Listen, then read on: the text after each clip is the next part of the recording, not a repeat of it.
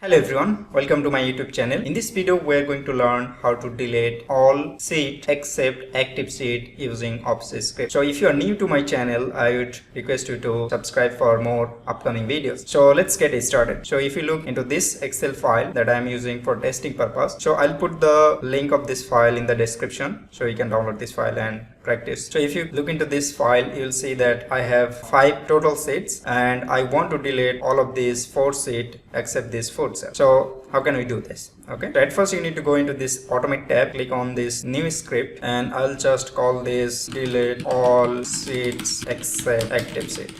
So you can call whatever you want, but it should be a meaningful name, right? So let's delete all of these boilerplate. So at first, what's the idea is that I want to look through each worksheet, and I have one video on basic operation on worksheet. I'll put the video link in the description or as a card. So please check that out if you want to know how to look through each of these worksheets. So what I need to do, I need to look through each of this worksheet and I need to check that if it's actually the active worksheet or not, and if it's not, then delete it. Okay, so let's get the active worksheet first. Okay, so active sheet name, and that will be just workbook.get active worksheet.get name. Okay, so I'm just storing the worksheet name because it doesn't matter if I want to, I can just check with the name property of each of this worksheet. Okay, so now I need to look through each of these worksheets. So what I can do, I can run a for loop, current sheet of workbook.get worksheets. It will return all of these worksheets, right, and a worksheet collection, and